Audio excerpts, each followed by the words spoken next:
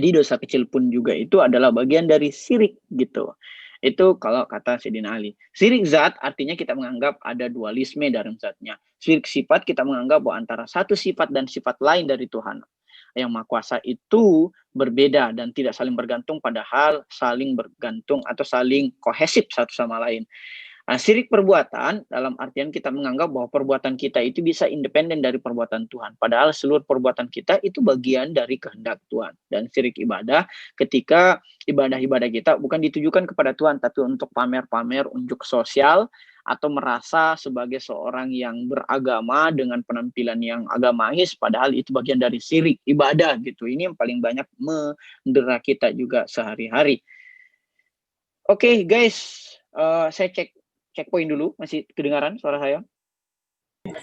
Aman. Masih. Oke, saya merasa tidak aman terus sih. Oke, dengar main. Langsung ditelepon aja. Oke, kita lanjut. Yang kedua, putus asa. Saya juga mind blowing ketika membaca bahwa oh ternyata putus asa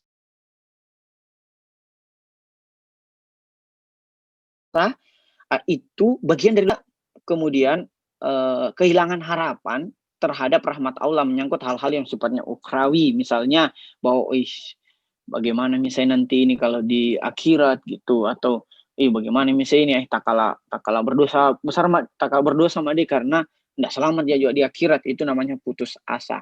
Sementara dosa besar yang ketiga beda lagi nih, hilang harapan.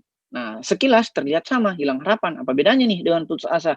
Ternyata bedanya adalah kalau putus asa itu menyangkut hal-hal yang ukhrawi, hilang harapan itu menyangkut hal-hal yang duniawi. Jadi kita juga dilarang sangat-sangat akhirat sentris, dalam artian bahwa biar kami hancur duniaku, tak kalah hancur mini dunia, akhiratku mesti perbaiki, tidak boleh juga gitu. Makanya Sayyidina Ali biasa mengkritik kebiasaan asketisme sufi yang lebih banyak di masjid daripada menanggung kewajiban rumah tangganya. Nah, hilang harapan itu bagian dari putus asanya seseorang terhadap pertolongan Allah menyangkut hal-hal yang duniawi. Bilang, woi, bagaimana misalnya besok ini tidak makan, ma, atau bagaimana misalnya keluarga aku ini begini deh ya, atau dan sebagainya, hal-hal yang sifatnya duniawi, atau ongkang-ongkang kaki menunggu pekerjaan, itu juga hilang harapan namanya. Atau merasa bahwa tidak ada misalnya kasihan jodohku ini, itu hilang harapan. Atau merasa bahwa, woi, hancur sekali misalnya masyarakatku ini, tidak bisa memang diubah, itu hilang harapan, dan itu bagian dari dosa besar. Nah, yang keempat adalah mengabaikan hukum-hukum Allah. Nah, mengabaikan hukum Allah juga itu bagian dari dosa besar, yaitu ketika dia surplus sekali harapannya. Ini harapan juga harus moderat ya, nggak boleh terlalu surplus. Misalnya orang-orang yang merasa bahwa akan ada nanti pertolongan dari Allah, nggak apa-apa gitu. Itu juga mengabaikan dari hukum Allah. Atau dia justru minus rasa takut karena surplus halamas, dia justru minus rasa takut. Dia tidak pernah takut lagi dengan dosa-dosanya karena dia sangat berharap sekali dengan pertolongan Allah. Padahal pertolongan Allah itu hanya bagi mereka yang mensucikan diri. Nah, yang kelima, murtad. Ini keluar dari agama Islam. Ini jelas ya. Murtad itu bisa diakibatkan oleh dua hal.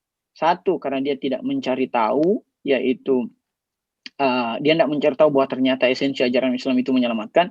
Atau ada yang murtad secara fikih, yaitu dia tetap berislam, tetapi dia tidak mengamalkan fikih-fikih atau syariat Islam. Itu juga disebut sebagai murtad gitu. Jadi murtad itu bukan hanya dia pindah ke agama Kristen, agama Buddha, atau ateis bahkan, tetapi even dia beragama Islam tetapi tidak mengamalkan, itu juga bagian dari murtad. Nah, ini agak susah juga nih pendefinisiannya. Yang keenam, melalaikan sholat dengan sengaja. Ada juga nih yang orang yang melalaikan sholat dengan sengaja, termasuk saya, mungkin dosa-dosa besar saya banyak di sini, sehingga kita harus banyak-banyak memperbaiki diri. Ada juga orang yang merasa bahwa bisa nanti dikada dan sebagainya. Padahal itu bagian dari melalaikan sholat dengan sengaja. Itu juga bagian dosa besar. Padahal sholat adalah tiang dari agama, atau sholat adalah amalan yang paling pertama dihisab ketika kita nanti di hari akhir. Nah, yang ketujuh masih dosa terkait ritual atau ibadah-ibadah mahdah, yaitu meremehkan haji. Baik itu menunda padahal sudah mampu, ataupun menganggap haji itu hanya perkara yang sifatnya fikih tok, bukan esensi yang merupakan akhlak dalam Islam. Padahal dalam haji juga itu ada dimensi-dimensi moral publiknya. Jadi menunda padahal sudah mampu, misalnya orang-orang yang sudah mampu nih, tapi merasa bahwa belum kayaknya dapat panggilan gitu. Itu juga bagian dari meremehkan haji, yang pada gilirannya menjadi bagian dari dosa-dosa besar. Yang kedelapan, melalaikan perbuatan wajib, yaitu rukun Islam, wilayah, dan amar ma'ruf nahi mungkar. Nah, bahasan kita malam ini yaitu amar ma'ruf nahi mungkar, atau dalam minggu ini amar ma'ruf nahi mungkar, yaitu menyeru kebaikan, mencegah kemungkaran. Nah, itu bagian dari perbuatan wajib, jadi tidak boleh kita lalaikan. Nah, termasuk diskusi-diskusi seperti ini itu perbuatan wajib, yaitu menyeru kepada kebaikan dan mencegah kepada kemungkaran. Rukun Islam sudah jelas, wilayah itu artinya kepemimpinan Islam. Yang kesembilan, terus-menerus melakukan dosa kecil. Atsar Sayyidina Ali tentang dosa kecil itu adalah jangan kau melihat dosa kecil yang kau lakukan, tetapi lihatlah perintah siapa yang kau langgar. Misalnya teman-teman nanti silakan rumuskan ya contoh-contoh dosa kecil di kolom obrolan. Nanti teman-teman menganggap ini kak dosa kecil tidak apa-apa Ji gitu. Misalnya kemarin Al mengatakan dosa kecil itu mencuri mangga tetangga, padahal mencuri itu dosa besar gitu, walaupun yang dicuri adalah hal kecil, misalnya mangga.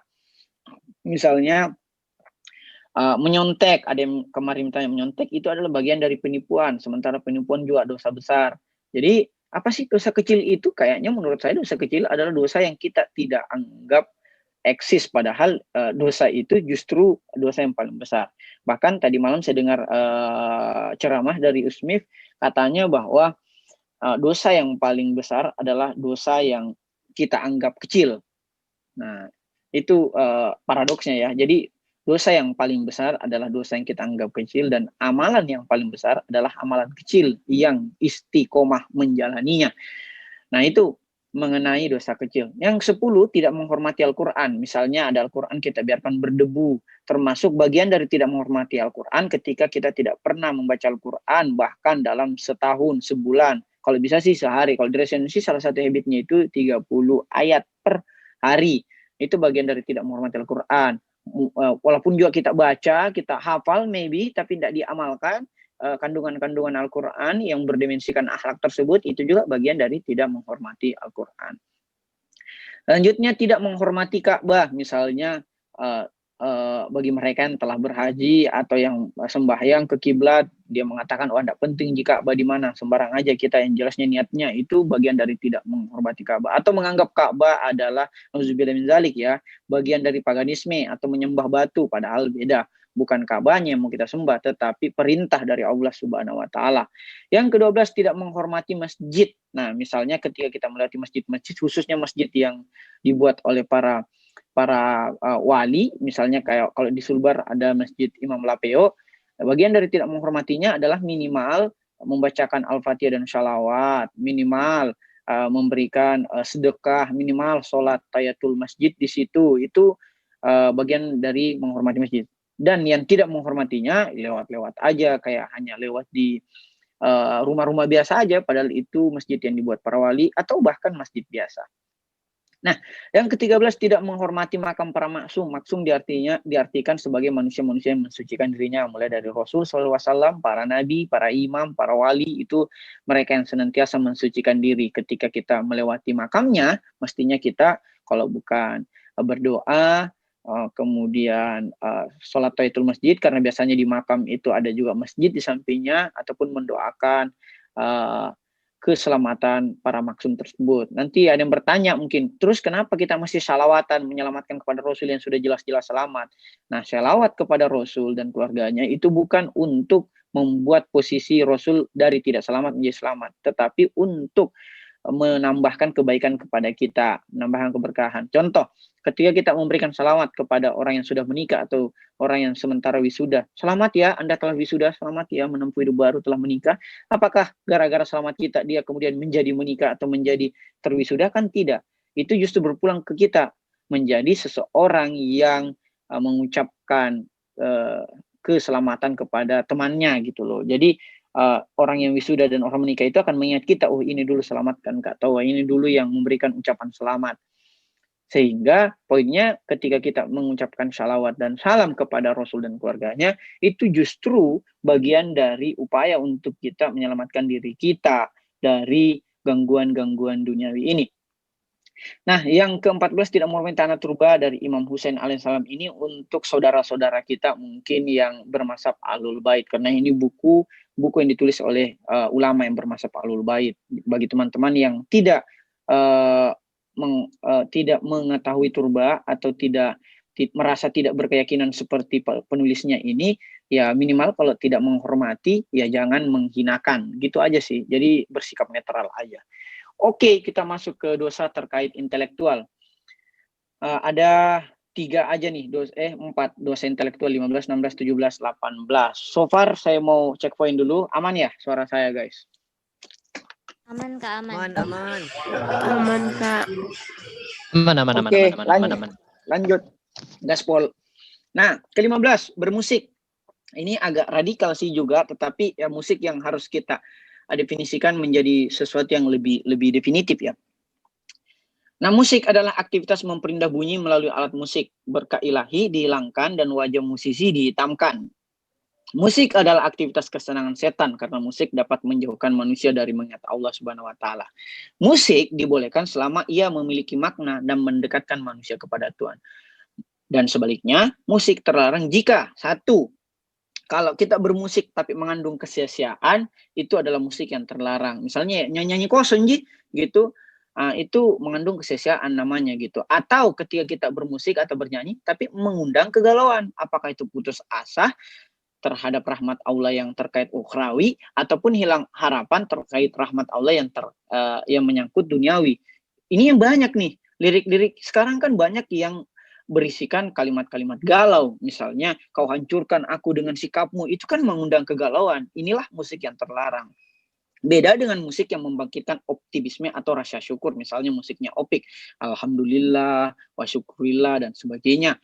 Dan salah satu musik yang terlarang jika memancing kesenangan berlebihan hingga berujung pada pengumbaran syahwat mata dan suara hingga mabuk-mabukan. Ini banyak nih musik-musik barat atau bahkan musik dangdut Indonesia kekinian itu kebanyakan mengumbar syahwat dan suara gitu hingga mabuk-mabukan orang-orang gitu. Even tidak mabuk tapi mengumbar syahwat itu juga terlarang dan itu merupakan dosa besar. Nah, beda bermusik, beda pula bernyanyi. Kalau bermusik memainkan alat musik, kalau bernyanyi adalah aktivitas untuk memperindah bunyi melalui suara. Banyak nyanyian berisikan kata-kata yang tidak berguna, ada yang dusta, atau bahkan mengumbar syahwat. Bernyanyi menyebabkan tercerabutnya karunia ilahi dan terlarangnya ia dalam mendengar suara merdu surgawi. Jadi kalau kita kebanyakan nyanyi-nyanyi yang terlarang, kita menjadi tuli ketika di akhirat nanti atau bahkan tidak mendengarkan suara merdu surgawi. Terlarang pula untuk mengagumi penyanyi. Nah, ini syarat nih bagi Albar ini, sangat kagum sama Noah. Makanya dia ganti lagi namanya Albar Noah. Bernyanyi dan bermusik saat nikah dibolehkan karena Nabi juga mencontohkan itu sebatas syalawat atau nyanyian syukur atau dalam hal ini kasyidah dengan walimah dan sebagainya. Bernyanyi tanpa makna dan berlebihan mengibatkan manusia abai terhadap memperindah dan senantiasa membaca Al-Quran. Ini yang lucu, kita kebanyakan nyanyi, kita surplus bernyanyi tapi minus membaca Al-Quran. Nah, nyanyi juga dosa besar ya, selama dia mengandung kesia-siaan, mengundang kegalauan, dan memancing atau mengumbarkan syahwat, bahkan sampai mabuk-mabukan. Dosa yang ke-17, sihir. Nah, ini juga kemarin saya diskusi sama seorang teman yang masih, dia tidak percaya sih sepenuhnya sama sihir, tetapi penasaran aja sama takdirnya di masa depan. Dia belum sabar terhadap takdir yang sebenarnya menjadi sebab bagi akibat di masa depan, sehingga dia mencoba menerka-nerka, mendengarkan pembicaraan orang, atau cukup penasaran terhadap sihir. Sihir itu sendiri adalah upaya memperdaya orang lain dengan bantuan jin dan trik tertentu. Ini juga menjadi reminder bagi kita yang suka nonton-nonton trik-trik sulap, trik-trik tertentu, misalnya bantuan-bantuan jin atau tipuan-tipuan tangan. Itu menurut saya selain wasting time, dia juga bagian dari dosa besar. Dan yang terakhir untuk malam ini adalah dosa takabur. Takabur itu merasa tidak membutuhkan selain dirinya, termasuk Allah Subhanahu wa taala, atau merasa bahwa segala pencapaiannya adalah atas upaya sendiri. Takabur kan artinya membesarkan dirinya sendiri, bahkan melebihi Allah yang Maha Besar, sehingga dia merasa bahwa segala pencapaiannya adalah atas upayanya sendiri, atau dia